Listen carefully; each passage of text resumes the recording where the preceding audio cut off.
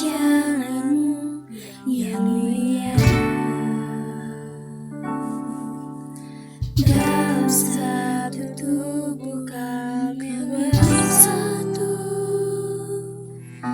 menjadi duta kerajaan-Mu. Ku ucapkan berkat atas Indonesia, biar kemuliaan Tuhan akan nyata bagi bangsa ini. Kami berdiri dan membawa doa kami kepadamu. Sesuatu yang besar pasti terjadi dan memubahkan negeri kami. Hanya nama-Mu Tuhan ditinggikan atas seluruh bumi.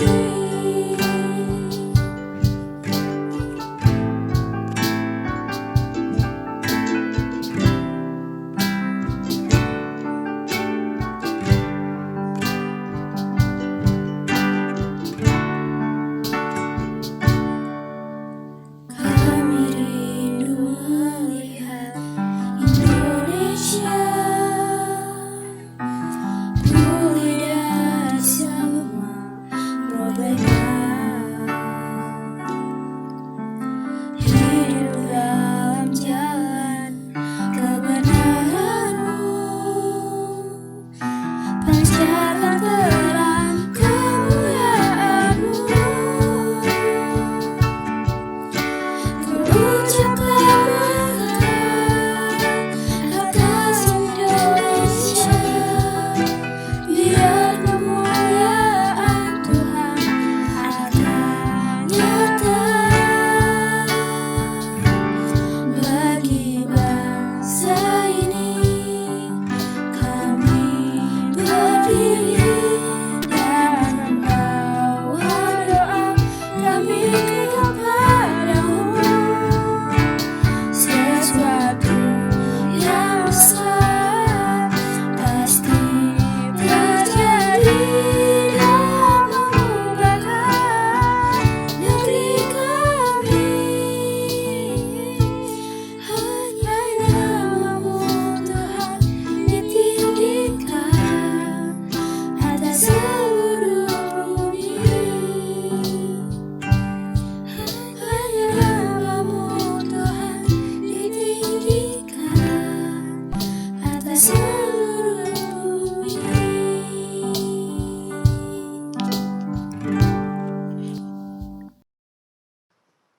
Selamat pagi, Shalom, Bapak Ibu jemaat sekalian yang dikasihi oleh Tuhan Yesus Kristus. Pada minggu hari ini kita sudah memasuki di dalam tahun gereja, minggu yang kelima sesudah Paskah. Minggu ini disebut sebagai Minggu Rogate, yang artinya berdoalah. Oleh karena itu, hari ini kita akan belajar di dalam merenungkan firman Tuhan ini, bagaimana pengajaran Tuhan Yesus tentang berdoa. Sebelum kita membaca firman Tuhan, kebenaran firman Tuhan dari Matius pasal yang ke-6 ayat 5 sampai dengan ayat yang ke-15, mari kita awali dalam doa. Kami mengucap syukur Bapa di sorga, terpujilah nama-Mu karena kasih setia-Mu yang telah menuntun dan menyertai kami dalam hari-hari yang telah kami lewati. Sampai hari ini kasih setia Tuhan ada di dalam kehidupan kami. Pada hari ini, ketika kami akan bersama-sama beribadah, sekalipun kami beribadah di rumah, kami tetap mau mendengar kebenaran firman-Mu. Oleh karena itu, Roh Kudus kiranya akan menolong kami, membuka hati dan pikiran kami supaya kebenaran firman yang hendak kami baca dan renungkan, kami boleh fahami, kami boleh mengerti, lalu kami boleh menjadi pelaku-pelaku firman-Mu. Oleh karena itu ya Bapa, urapi hati dan bibir hamba-Mu ini, dan berfirmanlah, kami siap untuk mendengarkannya. Amin. Jemaat yang dikasihi oleh Tuhan Yesus Kristus, minggu ini juga kita akan bersama-sama memasuki ibadah pembukaan dalam rangka bulan misi Pentakosta GKPB di tahun 2020. Saya akan menyebutkan kembali apa yang menjadi tema dan subtema kita di dalam bulan misi ini. Tema kita adalah menjadi gereja yang memberkati. Subtemanya, jangan takut, bersatulah dan tetaplah bersaksi dengan kuasa Roh Kudus. Sepanjang minggu-minggu yang akan kita lewati ini, kita akan bahas kebenaran firman Tuhan di dalam terang tema dan subtema itu. Mari kita membaca kebenaran firman Tuhan. Injil Matius pasal yang ke-6 ayat 5 sampai dengan ayat yang ke-15, demikian kebenaran firman Tuhan. Dan apabila kamu berdoa, janganlah kamu berdoa seperti orang munafik. Mereka suka mengucapkan doanya dengan berdiri dalam rumah-rumah ibadat dan pada tikungan-tikungan jalan raya, supaya mereka dilihat orang. Aku berkata kepadamu, sesungguhnya mereka sudah mendapat upahnya. Tetapi jika engkau berdoa, masuklah ke dalam kamarmu, tutuplah pintu dan berdoalah kepada Bapamu yang ada di tempat tersembunyi. Maka Bapamu yang melihat yang tersembunyi akan membalasnya kepadamu. Lagi pula dalam doamu itu janganlah kamu bertele-tele seperti kebiasaan orang yang tidak mengenal Allah. Mereka menyangka bahwa karena banyaknya kata-kata doanya akan dikabulkan. Jadi janganlah kamu seperti mereka, karena Bapamu mengetahui apa yang kamu perlukan sebelum kamu minta kepadanya. Karena itu berdoalah demikian. Bapa kami yang di sorga, dikuduskanlah namamu, datanglah kerajaanmu, jadilah kehendakmu di bumi seperti di sorga. Berikanlah kami pada hari ini makanan kami yang secukupnya, dan ampunilah kami akan kesalahan kami, seperti kami juga mengampuni orang yang bersalah kepada kami. Dan janganlah membawa kami ke dalam pencobaan, tetapi lepaskanlah kami daripada yang jahat. Karena Engkaulah yang mempunyai kerajaan dan kuasa dan kemuliaan sampai selama-lamanya. Amin. Ayat yang ke-14, karena jikalau kamu mengampuni kesalahan orang, Bapamu yang di sorga akan mengampuni kamu juga. Tetapi jikalau kamu tidak mengampuni orang, Bapamu juga tidak akan mengampuni kesalahanmu. Demikian kebenaran firman Tuhan. Sungguh berbahagia saudara dan kita semua yang mendengar kebenaran firman Tuhan ini. Jauh lebih berbahagia mereka yang mau dengan sungguh-sungguh merenungkannya, lalu melakukan di dalam kehidupannya setiap hari. Saudara-saudara, pengajaran Tuhan Yesus berkaitan dengan berdoa atau hal berdoa, sesungguhnya itu adalah menjadi rangkaian panjang dari pengajaran Tuhan Yesus yang kita kenal sebagai khotbah di bukit. Dalam pengajaran itu, Tuhan Yesus mengajarkan berbagai macam hal tentang bagaimana orang-orang yang percaya kepada Dia, bagaimana orang-orang yang percaya kepada Tuhan Yesus harus hidup di tengah-tengah kehidupan, di tengah-tengah masyarakat. Bagaimana mereka harus menjadi terang dan garam. Bagaimana mereka harus memberi sedekah dalam kehidupan sosial mereka. Bagaimana mereka harus berpuasa dan yang lain-lainnya. Begitu banyak pengajaran Tuhan Yesus ketika dia berkhotbah di bukit itu. Tetapi intinya adalah bagaimana orang-orang percaya harus menjalani hidup mereka sebagai murid-murid Tuhan Yesus.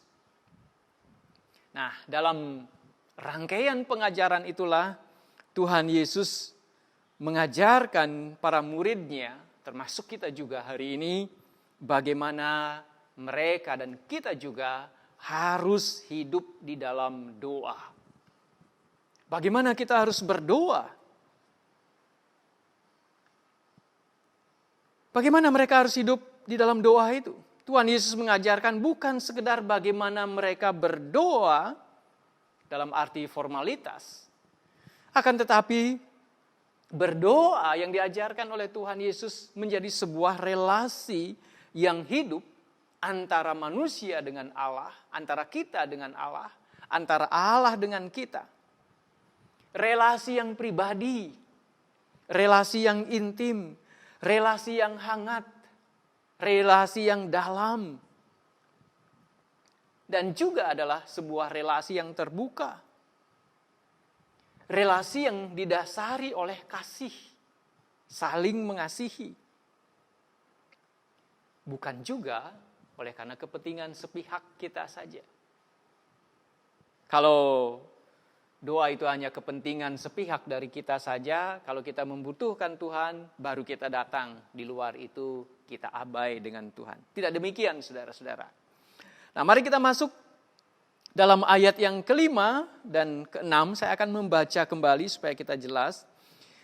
Tuhan Yesus mengajarkan begini. Dan apabila kamu berdoa, janganlah kamu berdoa seperti orang munafik. Mereka suka mengucapkan doa dengan berdiri dalam rumah-rumah ibadat dan pada tikungan jalan raya supaya mereka dilihat orang. Aku berkata kepadamu, sesungguhnya mereka sudah mendapat upahnya. Tetapi jika engkau berdoa, masuklah ke dalam kamarmu, tutuplah pintu, dan berdoalah kepada Bapamu yang ada di tempat tersembunyi. Maka Bapamu yang melihat yang tersembunyi akan membalasnya kepadamu. Janganlah berdoa seperti orang munafik. Jadi ketika kita berdoa, jangan berdoa seperti orang munafik. Bagaimana orang munafik berdoa? Kan itu pertanyaannya, saudara-saudara. Ketika orang munafik berdoa, niat hatinya bukanlah mau membangun sebuah relasi dengan Allah. Bukan membangun sebuah relasi yang hangat dengan Allah, dengan Tuhan.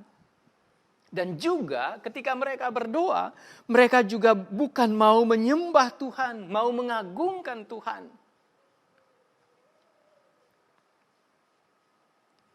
Atau ketika mereka berdoa dengan kerendahan hati, mereka memohon kepada Tuhan apa yang menjadi pergumulan hatinya. Tidak demikian, saudara-saudara.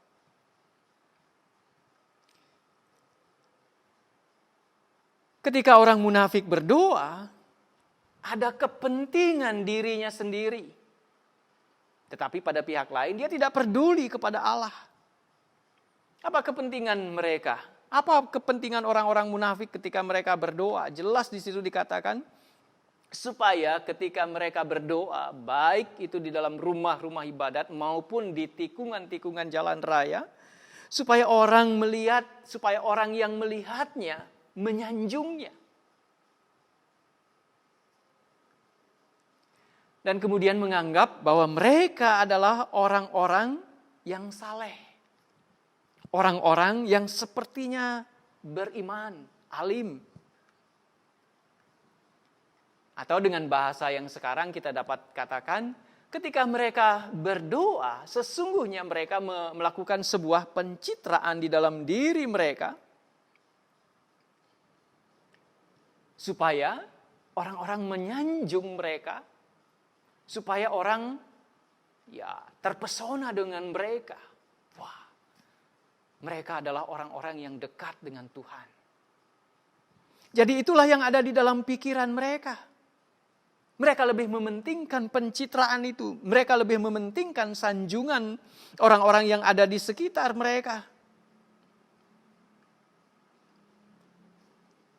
Mereka sesungguhnya tidak pernah menyembah kepada Tuhan. Mereka tidak pernah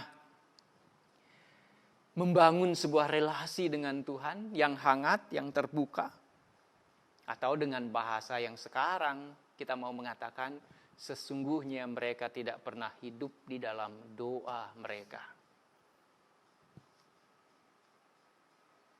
Dan Tuhan Yesus jelas mengatakan, kalau kita berdoa seperti itu, maka Tuhan Yesus tidak akan menjawab. Allah tidak akan menjawab doa kita. Karena apa? Karena mereka sudah mendapatkan jawaban dari doa mereka, dari apa yang mereka harapkan. Yaitu bahwa orang akan menyanjungnya, bahwa orang akan mengatakan dia alim, dan mereka sudah mendapatkan dari orang-orang itu. Dan Tuhan Tidak perlu menjawab doa mereka lagi. Jadi janganlah berdoa seperti itu. Lalu ayat yang berikutnya, ayat 7 dan 8, Tuhan Yesus mengajarkan begini. Lagi pula dalam doamu itu janganlah kamu bertele-tele seperti kebiasaan orang yang tidak mengenal Allah. Mereka menyangka bahwa karena banyaknya kata-kata doanya akan dikabulkan. Jadi janganlah kamu seperti mereka, karena Bapamu mengetahui apa yang kamu perlukan sebelum kamu minta kepadamu. Janganlah berdoa dengan bertele-tele, dengan berpanjang-panjang kata, dengan kata-kata yang berbunga-bunga, dengan berpikir dengan kata yang panjang, dengan kata-kata yang berbunga-bunga, lalu Tuhan akan mendengar doa kita. Doa yang bertele-tele sesungguhnya mau mengatakan bahwa doa mereka tidak didasari dengan iman. Mereka tidak percaya kepada Allah ketika mereka menyerukan atau menyampaikan doanya. Jadi doa mereka hanyalah sekedar rangkaian kata-kata yang panjang yang enak didengar tentu oleh manusia, tetapi tidak membangkitkan kehidupan orang yang berdoa itu. Doa seperti ini adalah doa yang hampa. Saudara jemaat yang dikasihi Tuhan, pasti tahu sekam. Kalau kita melihat sekam, kalau dari jauh kita lihat, kalau tidak ada orang mengatakan bahwa sekam itu sesungguhnya kosong, kita akan mengira bahwa sekam itu adalah padi. Memang sekam itu adalah kulit padi, tetapi tidak ada isinya. Nah, doa yang bertele-tele sesungguhnya seperti sekam. Begitu banyak, tetapi tidak memiliki isi apa-apa. Doa seperti itu adalah doa yang hanya sebuah formalitas saja. Sebuah kewajiban yang harus dilakukan. Tanpa memiliki kerinduan yang mendalam, tanpa ada kerinduan iman di dalamnya. Kerinduan bagi orang yang berdoa untuk berjumpa dengan Tuhan. Jadi mereka hanya melemparkan kata-kata yang panjang itu. Dan lebih dalam lagi, doa yang seperti itu tidak mengandung relasi, tidak memiliki sebuah relasi yang hidup dan hangat dengan Tuhan. Dan Tuhan Yesus katakan doa seperti itu tidak diindahkan oleh Tuhan. Nah, lalu bagaimana kita harus berdoa? Nah, disitulah Tuhan Yesus mengajarkan kepada murid-muridnya tentang apa yang kita sering, dan saudara pasti hafal semua tentang doa Bapa kami. Tetapi saya tidak akan mengulas tentang doa Bapa kami secara mendetail sekarang. Tetapi ketika Tuhan Yesus mengajarkan doa Bapa kami, makna apa yang sesungguhnya kita dapatkan dari situ? Tuhan Yesus mengajarkan, dia mengatakan begini, karena itu berdoalah demikian, Bapa kami yang di sorga. Jadi Tuhan Yesus mengajarkan, ketika kita berdoa, kita menyebut Allah kita, Tuhan kita yang maha tinggi itu, Allah kita yang maha kuasa itu sebagai Bapa. Sebuah sapaan yang akrab yang sudah biasa di telinga kita. Karena kita semua pasti pernah menjadi seorang anak. Kita tahu kita memiliki seorang bapak dan kita menyapa bapak kita dengan bapak, ayah, apalagi dengan macam-macam sebutan sesuai dengan kebiasaan kita. Nah, Tuhan Yesus mengajarkan, jika engkau berdoa, katakanlah demikian, Bapa kami yang di sorga. Ini gambaran seorang anak yang berjumpa dengan bapaknya, yang berelasi dengan bapaknya, yang bercakap-cakap dengan bapaknya, dengan hangat, dengan terbuka. Dan dalam perjumpaan itu ada interaksi yang intens, yang dalam, yang jujur.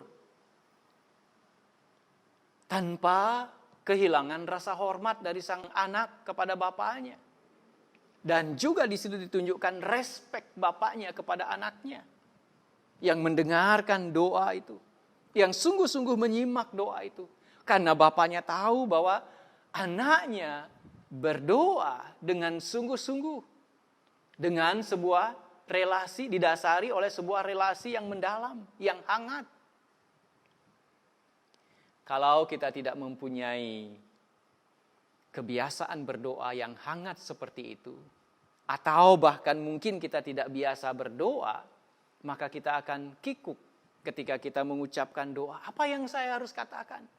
Kalau kita tidak pernah bercakap-cakap dengan Bapak kita dari hati ke hati, kalau kita tidak pernah mengungkapkan apa yang menjadi perasaan kita kepada Bapak kita, orang tua kita, maka ketika kita ingin mengungkapkannya, kita akan juga menjadi kikuk. Sulit bagi kita. Tetapi ketika kita mempunyai relasi yang baik dengan Bapa kita, sama sekarang dengan Bapa kita yang di sorga, maka mudah bagi kita ketika kita mengungkapkan doa kita. Bukan berarti kata-kata yang baik, kata-kata yang manis, kata-kata yang sopan itu tidak penting, itu harus. Apalagi bukan saja kepada ayah yang kita dapat lihat, apalagi kepada Bapa kita yang di sorga. Lebih lagi, itu penting. Sikap kita jaga di hadapan Tuhan. Tetapi yang paling penting adalah hati yang hangat, hati yang sungguh-sungguh terbuka, hati yang sungguh-sungguh mau membuka relasi di dalam percakapan itu. Dan kita mengatakan segala sesuatu. Bahkan ketika kita memuji, memuliakan namanya. Ketika kita mengatakan apa yang menjadi pergumulan kita. Saudara-saudara, ayat minggu kita juga menjadi sebuah kekuatan bagi kita ketika kita berdoa sebagai orang-orang yang percaya kepada Tuhan Yesus. Ayat minggu kita mengatakan begini. Terpujilah Allah yang tidak menolak doaku dan tidak menjauhkan kasih setianya. Ini adalah sebuah jaminan. Ketika kita membuka hati kita di hadapan Tuhan, kita wujudkan di dalam sebuah doa. Kita tahu bahwa Tuhan kita mendengar setiap doa kita. Menjawab setiap doa kita. Memberikan respon pada waktunya setiap apa yang menjadi pergumulan kita. Kalau hari ini kita akan memasuki bulan misi Pentakosta, kita diajarkan untuk memulai segala sesuatu di dalam doa. Oleh karena itu, saudara-saudara, mari kita memiliki doa yang terbuka, doa yang penuh kasih, doa yang penuh atau dalam relasi yang dalam dengan Allah kita. Karena itulah kekuatan kita. Karena itulah kekuatan yang memampukan kita untuk terus melangkah di dalam kehidupan kita. Selamat memasuki bulan misi Pentakosta tahun 2020. Tuhan memberkati saudara. Amin. Bagi bangsa ini kami berdiri dan membawa doa kami kepadamu. Sesuatu yang besar pasti terjadi dan merupakan negeri kami. Hanya namamu Tuhan ditinggikan atas seluruh bumi.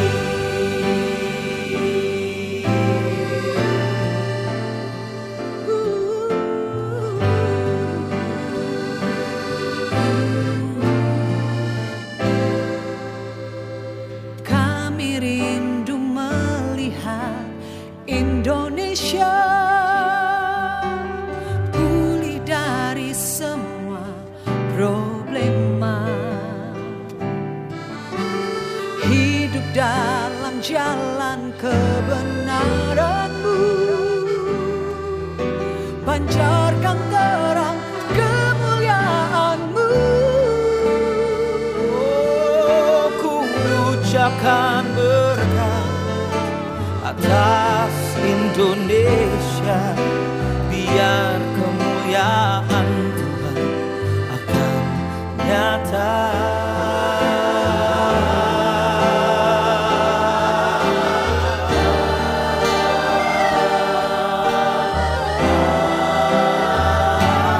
Bagi bangsa ini kami berdiri dan membawa doa kami kepadamu. Sesuatu yang besar pasti terjadi dan mengubahkan negeri kami. Hanya nama-Mu Tuhan ditinggikan atas seluruh bumi. Kami tahu hati-Mu Tuhan ada di bangsa ini.